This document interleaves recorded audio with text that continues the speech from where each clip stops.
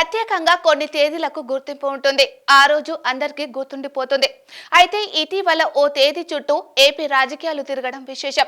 Polling ప్రక్రియ మే 13న జరగగా counting June 4న జరగనుంది.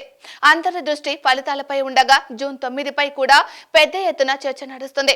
గెలుపుపై ఇరు పార్టీలు ధీమా వ్యక్తం చేస్తుండగా అదే రోజు సీఎంగా ప్రమాణ స్వీకారం చేయడానికి ముహూర్తంగా నిర్ణయించడం ప్రాధాన్యత సంతరించుకుంది. విశాఖలో సీఎం జగన్ అదే రోజు ప్రమాణ స్వీకారం చేస్తారని వైసీపీ నేతలు చెబుతున్నారు. అదే రోజు చంద్రబాబు సైతం అమరావతిలో ప్రమాణ స్వీకారం చేస్తారని టీడీపీ నేతలు చెప్పుకొస్తున్నారు. అయితే అటు హైదరాబాద్ నుండి విశాఖకు, అదే సమయంలో హైదరాబాద్ నుండి విజయవాడకు విమాన టికెట్లు ఇప్పటికే బుక్ అయ్యాయి. అటు చాలా మంది ట్రైన్ టికెట్లకు సంబంధించి రిజర్వేషన్లు కూడా పూర్తి చేసుకున్నట్లు తెలుస్తుంది. ముఖ్యంగా వైజాగ్ లో పేరు మోసిన హోటళ్లు, ఫామ్ హౌస్ లు ముందుగానే రిజర్వ్ చేసినట్లు తెలుస్తుంది. ఆన్లైన్ లో సైతం ఖాళీలు చూపించడం లేదు. అయితే అది ఉద్దేశపూర్వకంగా చేస్తున్నారా లేకుంటే నిజంగా బుక్ అయ్యాయా అన్నది తెలియాల్సి ఉంది. అమరావతిలో చంద్రబాబు ప్రమాణ స్వీకార కార్యక్రమానికి గాను పెద్ద ఎత్తున హైదరాబాద్ నుంచి చాలా మంది వస్తున్నట్లు ప్రచారం జరుగుతుంది. దీంతో విజయవాడలో సైతం సందడి నెలకొంది. విజయవాడలో పేరు మోసిన హోటళ్లు, రెస్టారెంట్లు సైతం రిజర్వ్ అయ్యాయి.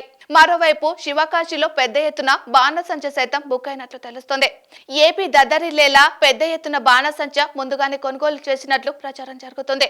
అయితే ఇదంతా జూన్ 9కి ఏర్పాట్లు చేసుకుంటున్నట్లు సమాచారం. మరోవైపు గ్రామ స్థాయిలో సంబరాలు జరుపుకునేందుకు సైతం ఏర్పాట్లు జరుగుతున్నట్లు తెలుస్తుంది. గ్రామ దేవత పండుగలు, డీజేల హోరుతో విజయాన్ని ఆస్వాదించేందుకు ఎవరి ప్రయత్నాల్లో వారు ఉన్నట్లు సమాచారం. అయితే అన్ని వేడుకలు జూన్ 9 చుట్టూ తిరగనున్నాయి.